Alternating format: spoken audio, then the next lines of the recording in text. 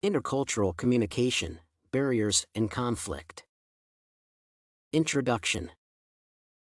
The exchange of ideas, beliefs, and values between those who represent different cultures is called intercultural communication. Such an exchange might be challenging due to a variety of barriers. Some of the barriers to intercultural communication include language misunderstandings, different communication styles, cultural norms, and expectations, as well as stereotypes and prejudices. This intercultural communication essay focuses on intercultural conflicts and the ways to overcome them. It also defines an intercultural conflict, describes an example, and offers a solution to an intercultural communication barrier. Intercultural conflict, definition and example. Intercultural conflict refers to disagreement, tension, or hostility that arises between individuals or groups from different cultural backgrounds.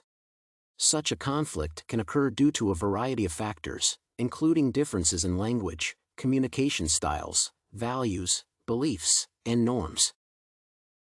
These conflicts can take place at the interpersonal, group, or societal level and can range from minor misunderstandings to serious disputes.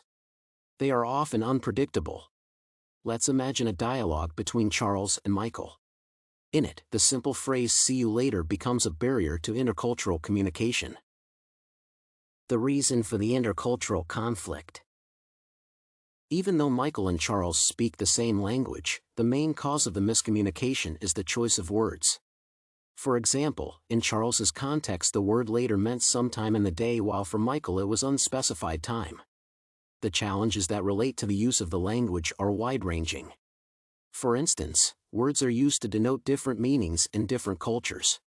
This is normally due to the influence of local dialect or direct translation.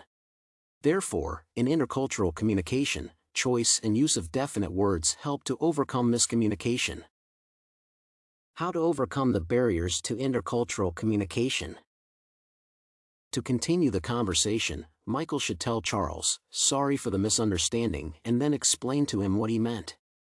In the process of the conversation, Michael should use direct language by choosing his words more carefully to ensure effective communication. Communication is effective when the parties understand each other. The recipient should know the exact meaning which is meant by the speaker.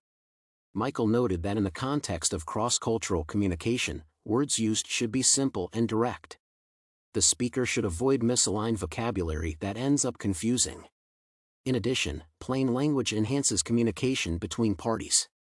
Therefore, to avoid miscommunication, Michael could have said "see you on Monday."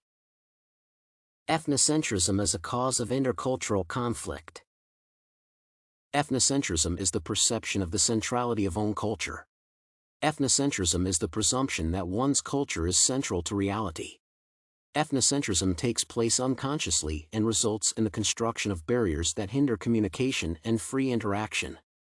Reducing ethnocentrism leads to a better understanding of the behavior of other cultures and hence the ability to transcend the barriers that may hinder communication.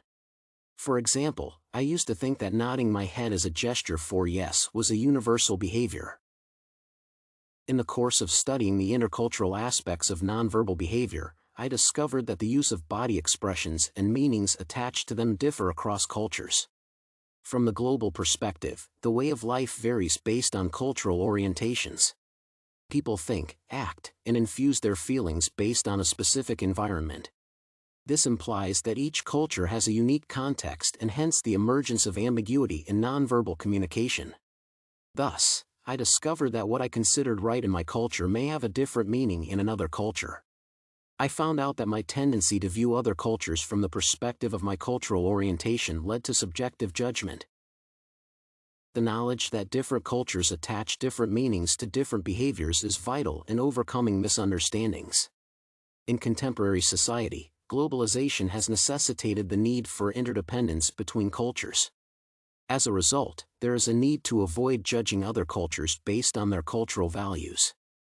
Intercultural communication proficiency entails moving from one's cultural perspective and embracing other cultures based on their values. This ensures cultural tolerance, and it is the first step in overcoming barriers that relate to nonverbal behaviors. I have realized that nonverbal behavior complements verbal messages. However, nonverbal behavior has a particular connotation based on the culture. Therefore, as I interact and communicate with people of different cultures, I use a lot of restraint first to learn about their nonverbal behaviors, ways of thinking, and values. This places me in a position to realize similarities or differences that should be considered in the process of the interaction.